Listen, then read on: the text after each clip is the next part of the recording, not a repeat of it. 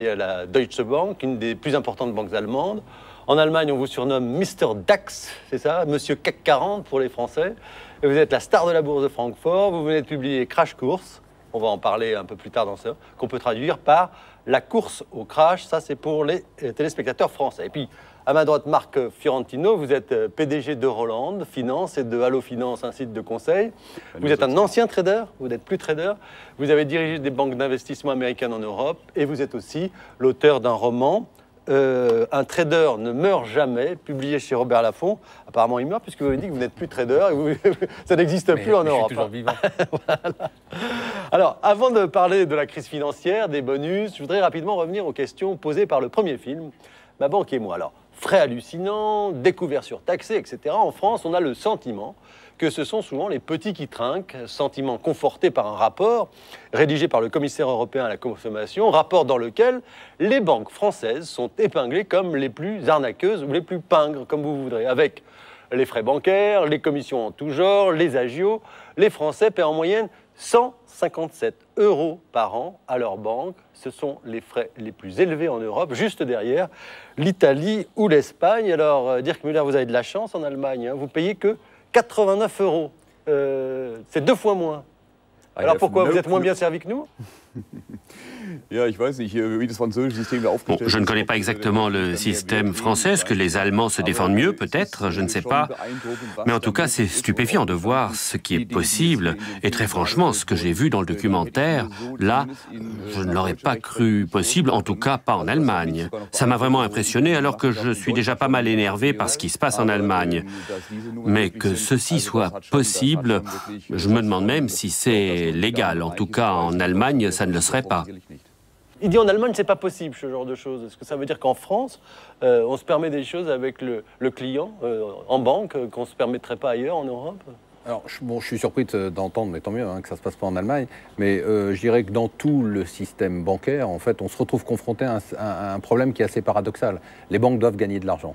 Et si leur activité principale, comme en France, est plutôt une activité tournée vers le crédit et vers les particuliers, plutôt que tournée vers les marchés, eh bien évidemment, c'est ça qui est très paradoxal. Elles doivent augmenter, pour augmenter leur rentabilité, eh bien elles doivent beaucoup plus charger les clients. C'est exactement ce qui se passe actuellement. C'est-à-dire qu'actuellement, ce qui se passe actuellement dans le marché français, c'est que les banques, on leur dit, bon, il faut arrêter de faire du trading, elles doivent quand même rendre des comptes à leurs actionnaires. Et donc, qu'est-ce qu'elles font? Immédiatement, dès que la crise est arrivée, elles ont augmenté, bien évidemment, tous les frais. Oui, sur tous les comptes de tous les petits épargnants. Oui, mais alors, Marc Fiorentino, il y a quand même des choses dans ce rapport.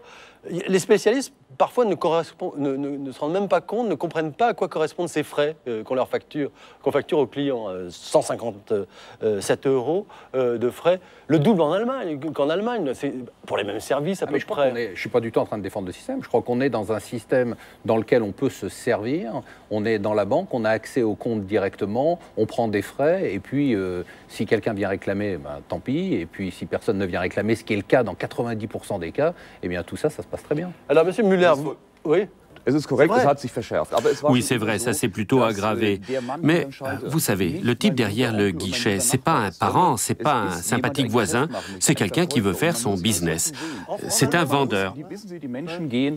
Vous savez, si quelqu'un veut acheter un grille-pain, par exemple, vous voulez acheter un grille-pain, vous allez passer 3 heures sur Internet, vous allez acheter 4 revues de consommation pour voir quel est le meilleur grille-pain, et ensuite, pour 20 €, vous achetez votre grille-pain. Lorsque vous avez 10 000 € à placer, vous allez voir le banquier au coin de la rue et vous lui dites « voilà mes 10 000 €, place-les ». Ça ne marche pas.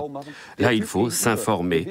Votre interlocuteur, il ne veut pas forcément vous tromper, mais il a ses intérêts, il doit vendre les produits de sa banque, il doit satisfaire les actionnaires de sa banque.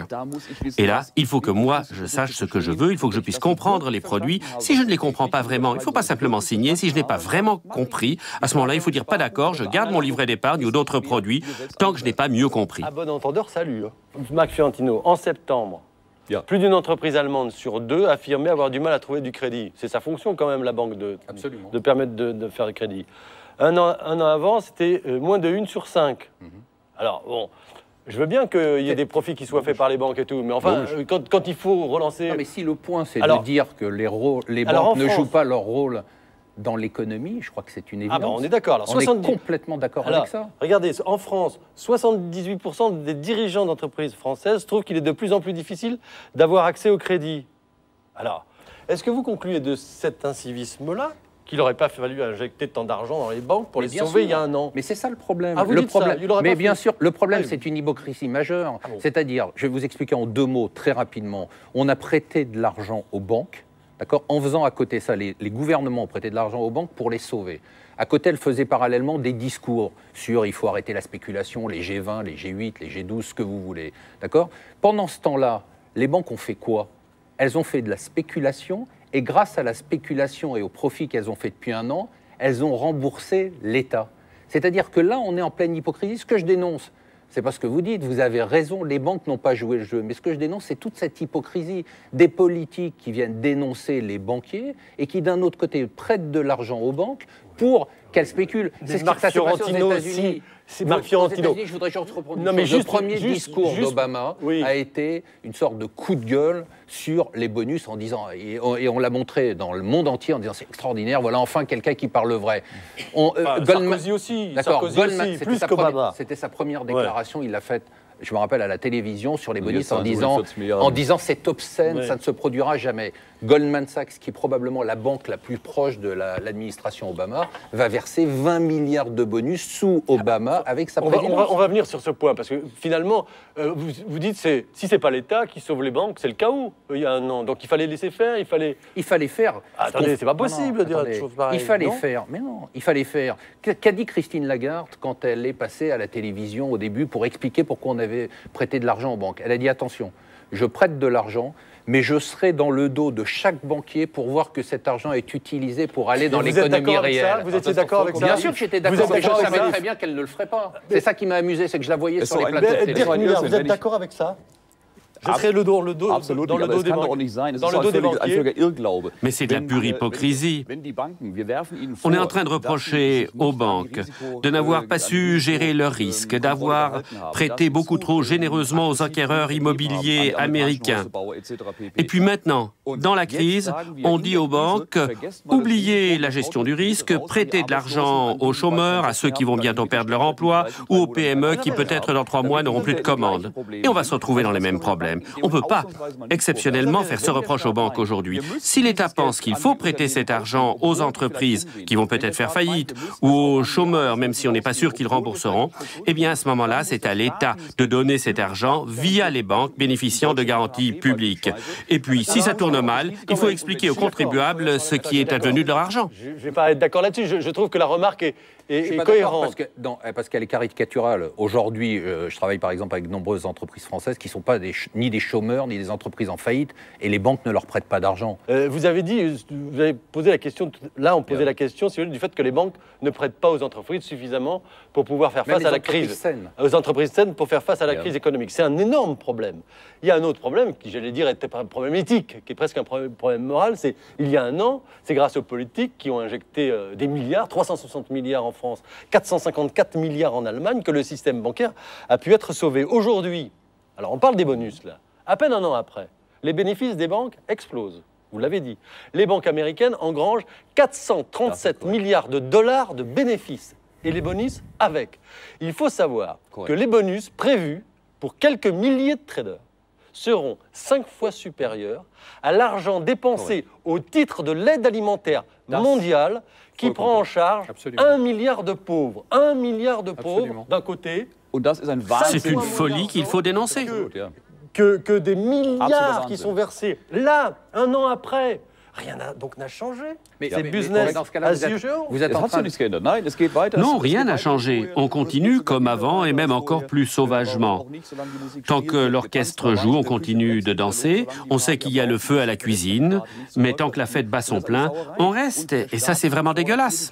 Et là, c'est le rôle de l'État de fixer les limites. Le rôle des banques, c'est, vous savez, c'est de gagner de l'argent, c'est de travailler de façon rentable pour les actionnaires, pour les employés, etc.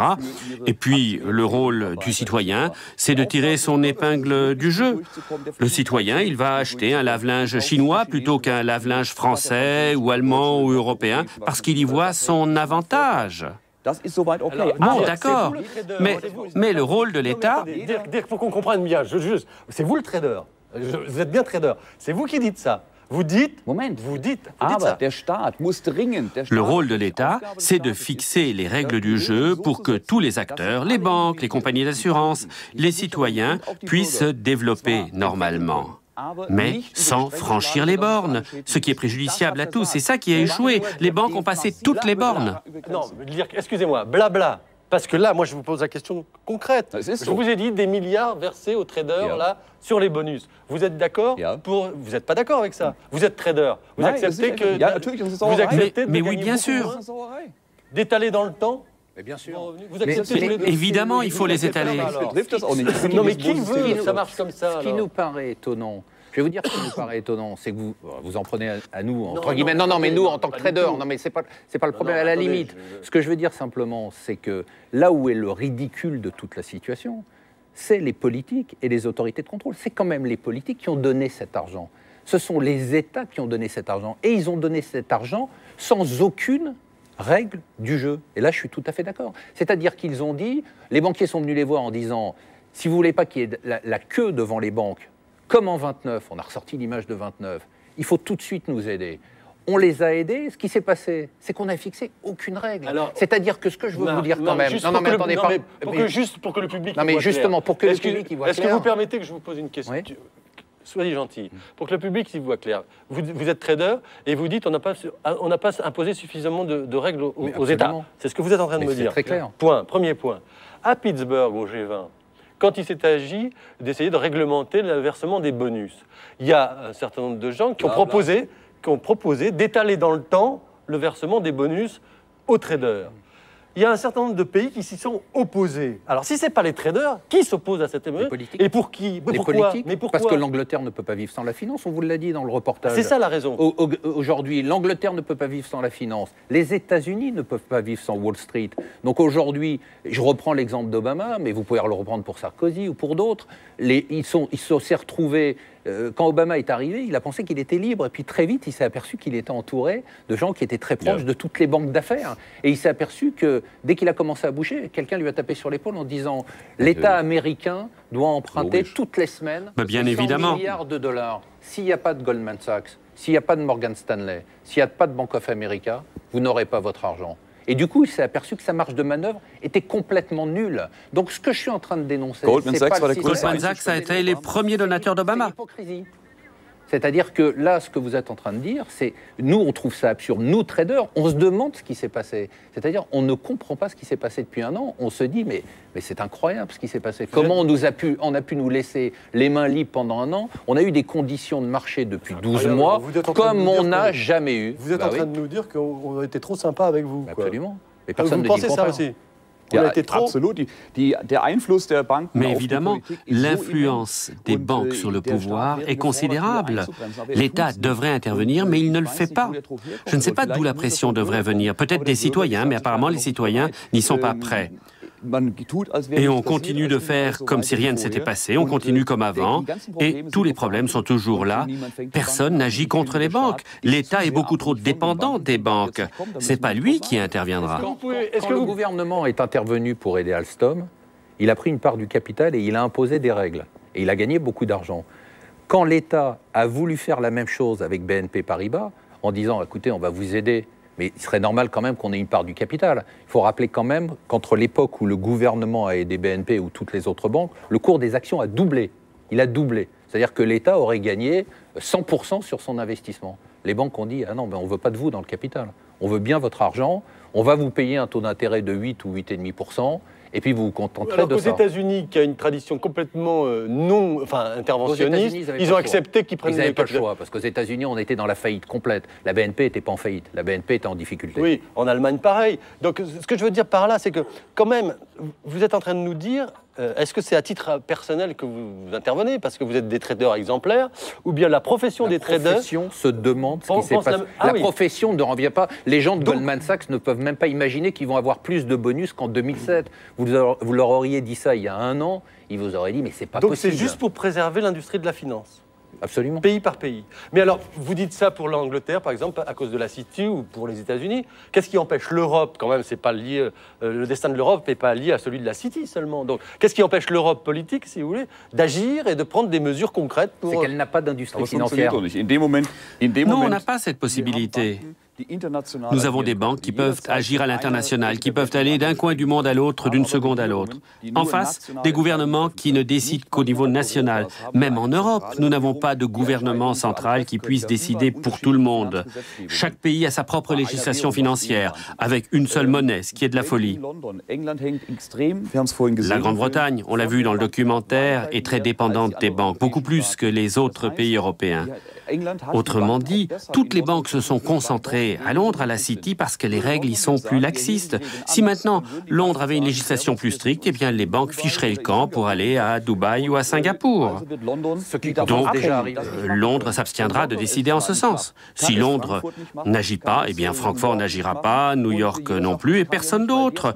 Et on aura Londres dans le rôle du mauvais élève, et les autres seront contents de n'avoir rien à faire. C'est ainsi, il ne se passera rien, à moins que le séisme ne soit encore beaucoup plus violent, et c'est ça que je crains. Il faut rappeler quand même une réalité historique. Mais finalement, vous êtes donc, attendez, oui. Juste pour comprendre, pour bien comprendre, finalement, vous êtes pour un nouvel équilibre entre les politiques et les financiers, et vous êtes plutôt pour que les hommes politiques et l'État prennent beaucoup plus de pouvoir dans la réglementation du travail des financiers. Vous êtes pour ça? Non, je suis... non, juste, mais essayons de préciser. La réglementation existe. Les politiques, elle n'a pas. Mais oui, mais c'est très différent. C'est-à-dire que ça ne sert à rien d'ajouter à chaque fois des couches de réglementation alors que les précédentes ne sont pas appliquées. Mais vous êtes pour que ça, on est pour que la réglementation soit appliquée. Okay. D'accord, ça c'est très clair. L'industrie financière, bon, je dirais qu'on est les deux des rescapés en France et en Allemagne.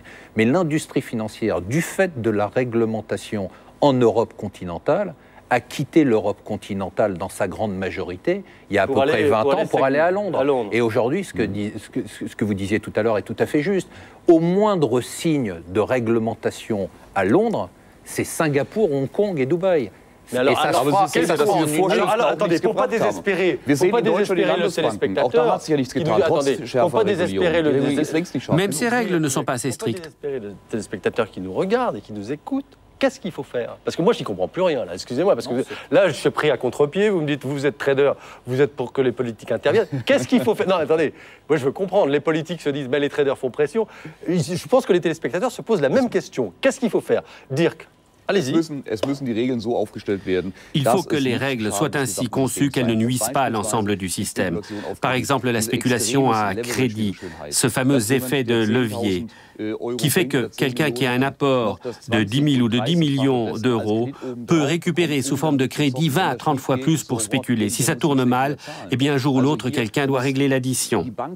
Il faut que la banque retrouve son métier de base, à savoir financer l'économie réelle en accordant des crédits. C'est ça qui est important, c'est le rôle des banques. La spéculation, certes, mais tout est question d'échelle. Tant que vous avez un spéculateur pour 10 investisseurs, ça va, mais si vous vous retrouvez avec 10 spéculateurs pour un investisseur, et c'est ça la situation actuelle, on se retrouve avec d'énormes problèmes. La spéculation domine complètement les marchés mondiaux, et là, il faut revenir à un système bancaire et financier qui s'occupe de l'économie réelle. Mais pour cela, je crains que les dettes soient beaucoup trop élevées, les sommes en jeu beaucoup trop importantes par rapport à l'économie réelle. C'est plutôt les politiques qui parlent comme ça, et là, c'est remarquable d'entendre des traders et des financiers parler comme ça. Paradoxe pour paradoxe, Marc Fiorentino. D'ailleurs, vous nous le disiez en préparant cette émission.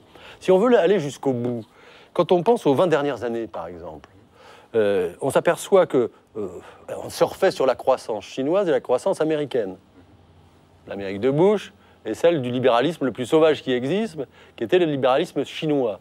Et d'une certaine manière, le modèle rhénan-allemand et le modèle social français se sont nourris de cette croissance-là, de ce cercle vicieux, un peu, d'une certaine manière, de cette détérioration de l'économie dans ces pays-là, d'une certaine manière, au regard de nos propres valeurs.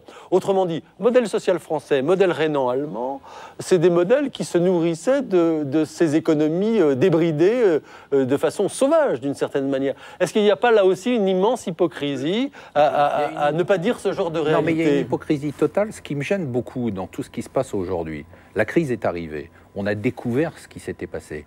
Mais on n'a pas tout découvert, tout existait avant. C'est exactement ce que vous dites. Il y a 2 ans, personne n'osait arrêter la musique parce qu'on avait une croissance mondiale à 5%, le taux de chômage était au plus bas. Tout le monde savait, et quand je dis tout le monde, c'est tout le monde, savait que les banques faisaient n'importe quoi, mais personne n'a arrêté ça. Personne, on a attendu que ça explose, personne ne voulait être celui qui allait sonner la fin de la partie.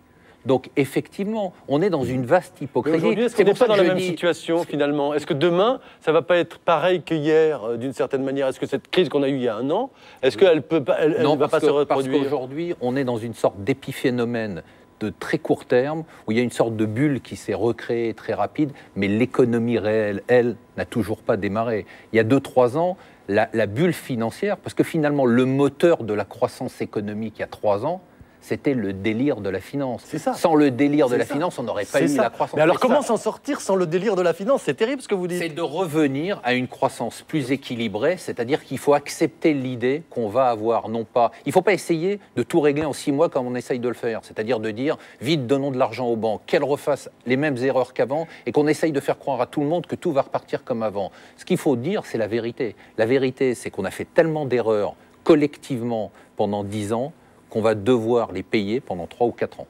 Marc Fiorentino, tout à l'heure, disait, en fait, finalement, on n'aurait pas dû agir comme on a agi il y a 1 an. Bon, on n'aurait pas dû injecter, enfin, l'État n'aurait pas dû intervenir de cette façon, ou en tous les cas, s'il était intervenu comme il aurait dû intervenir, en réglementant des choses, en fixant des règles. Si l'État n'avait pas agi comme il l'a fait à l'époque, rappelez-vous, c'était l'automne 2008, nous étions à quelques secondes de l'apocalypse des marchés financiers internationaux. Et si les banques centrales du monde entier n'avaient pas agi comme elles l'ont fait, on se serait sans doute retrouvé dans une situation de guerre civile. C'était vraiment la toute dernière minute pour agir, et c'est une expérience dont nous ne connaissons pas l'issue. Est-ce que ces milliers de milliards qui ont été injectés dans les marchés internationaux auront un effet durable? Nous ne le savons pas. C'est une expérience sans précédent. Nous espérons que ça marche, mais ce n'est pas garanti. À cette époque, en tout cas, c'était la seule possibilité. Alors bien sûr, avec le recul, on peut argumenter et dire qu'on aurait pu laisser les banques faire faillite en sauvant ce qui pouvait l'être. C'est un truc un peu inquiétant quand même, parce que finalement, on s'aperçoit qu'il y a beaucoup d'argent qui a été injecté, qu'aujourd'hui, par exemple, la dette française va atteindre 90% du PIB en 2012, que du coup, toutes les dettes publiques dans tous les pays se sont considérablement aggravées. Donc on s'est beaucoup endetté, et vous nous dites, en même temps, ça n'a pas changé grand-chose. Donc finalement, on est pire que là où on était il y a 1 an. Je pense qu'on est... Alors, on n'est pas pire, dire qu'a raison. On a évité le choc brutal en 1 semaine, les queues devant les banques. Mais je pense que finalement, on a évité quelque chose de brutal, mais on a échangé ça pour quelque chose de plus lent et de plus douloureux. Pour caricaturer, on a passé la dette des 20 dernières années des consommateurs américains qui ont été un peu les gens qui ont pédalé pour faire vivre le reste du monde, hein, puisqu'on sait qu'on a vécu pendant 20 ans de la consommation des Américains surendettés. Tout le monde le savait, ça aussi. Hein. On a passé ça vers la dette. On critique les subprimes, mais finalement... on a vécu grâce à ça. On a vécu grâce à ça. Ça fait 20 ans, incroyable, ça fait 20 ans qu'on vit de ça. Oui, ça fait 30 ans qu'on vit de ça. Ça fait 30 ans qu'on se moque des Américains, mais que finalement, on a vécu de la surconsommation américaine. Cette surconsommation est devenue l'endettement des banques. Puis quand il y a eu la crise financière, cet endettement des banques, c'est une sorte de patate chaude. On vient de la passer aux États. Le problème, c'est que derrière les États, il n'y a personne. C'est-à-dire qu'on a la patate chaude entre les mains d'entités qui, eux, n'ont plus personne pour les protéger. Donc vous allez inquiéter les gens qui nous regardent, parce que finalement, le tableau que vous nous décrivez, c'est un tableau qui est quand même assez noir, quand même, parce que finalement, on ne voit pas très bien quels sont les bouts de ciel bleu dans cette histoire. C'est comment on sort durablement en dehors de choses un peu cosmétiques d'une crise comme celle-là. C'est très simple. Cette énorme dette que nous avons créée, qui a explosé de façon spectaculaire, bien, le citoyen ne peut plus supporter cette dette. L'État, en sa qualité de prêteur en dernier ressort, assume maintenant cette énorme dette et a donné des garanties qu'il ne pourra jamais tenir si quelqu'un en demande le bénéfice. Si bien qu'un jour ou l'autre, il faudra annuler ces dettes. Alors, est-ce que ça se passera dans 24 mois ou dans 10 ans? Mais il faudra passer ces dettes par pertes et profits. C'est en tout cas cela qui se prépare. Alors, bien sûr, on peut discuter du calendrier. Pertes et profits pour les dettes, quelles conséquences? 3 ans de récession obligatoire, c'est-à-dire 3 ans de nettoyage. L'économie est faite de cycles. On ne peut pas imaginer qu'on puisse avoir 10 ou 15 ans de croissance, dont 5 ans de croissance exceptionnelle, et qu'on n'en paye jamais le prix. C'est pas possible. Ça n'existe pas. Vous ne pouvez rien pas. Rien ne se crée Vous en ne économie. pouvez pas. La macroéconomie, c'est comme la microéconomie. Un État, c'est comme une personne. Une personne dont les revenus baissent, dont les dépenses augmentent, et qui a une dette de plus en plus importante, ça a un nom, ça s'appelle une personne qui est en faillite. Eh bien, un État, c'est pareil. Il n'y a aucune différence. Pourquoi est-ce qu'on comprend quand on parle d'une personne ou d'une entreprise et qu'on ne comprend pas quand on parle d'un État?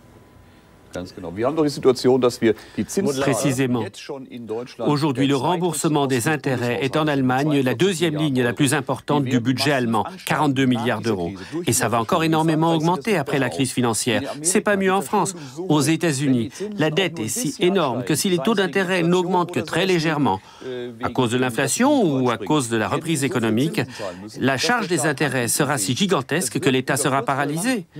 Et ces intérêts viennent toujours alourdir la dette existante. Vous êtes en train de nous décrire une situation qui était celle qui, il y a 20 ans, quand on parlait de l'aide du FMI aux pays en sous-développement, qui était la situation des pays sous-développés, qui en fait qui passaient quasiment tous leurs produits intérieurs bruts à payer les intérêts de la dette. Nous allons être dans une situation à l'Argentine. Ça n'a rien de surprenant. Ça n'a rien de surprenant, mais ça a quelque chose d'inquiétant quand même. C'est très inquiétant, bon. mais je dirais que quand vous voyez l'exemple en France, au lieu de dire la vérité et de parler de rigueur, on nous fait un grand emprunt qui est une grande mascarade. C'est-à-dire qu'au lieu de dire il n'y a pas d'argent et c'est pas grave et on va faire avec pendant quelques années, qu'est-ce qu'on nous fait? On nous dit on va tirer l'argent de je ne sais pas où pour le dépenser dans quelque chose qui sera peut-être même pas rentable en 2016. C'est le rapporteur du budget qui nous le dit. Donc à la question, les banquiers sont-ils des voleurs? Vous dites peut-être, mais en tous les cas, c'est à l'État, si vous voulez, de les faire revenir dans le droit chemin. Je dirais les banquiers sont là pour gagner de l'argent de toutes les façons et c'est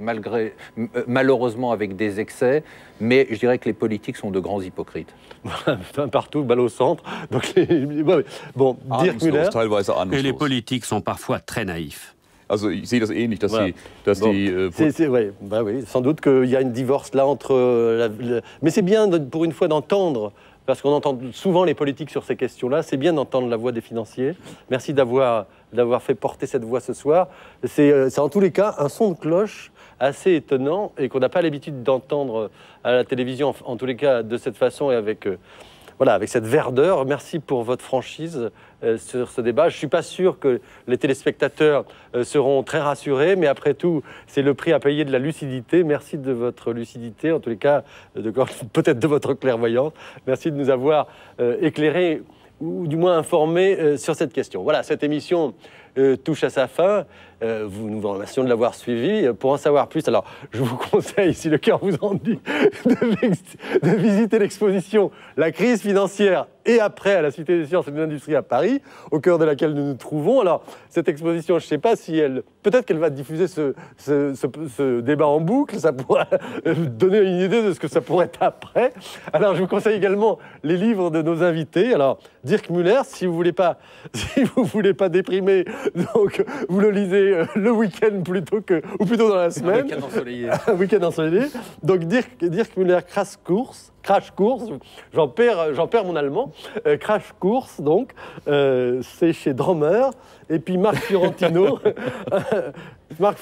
c'est Un trader ne meurt jamais. Je ne sais pas ce qu'il faut retenir de ça. Je ne sais pas s'il faut espérer que oui ou que non, mais en tous les cas, des traders comme vous et comme lui, on en veut pour qu'ils nous disent un peu les choses dans toute leur verdeur. Voilà, vous pouvez aussi bien sûr surfer sur le site d'Arte, c'est www.arte.tv,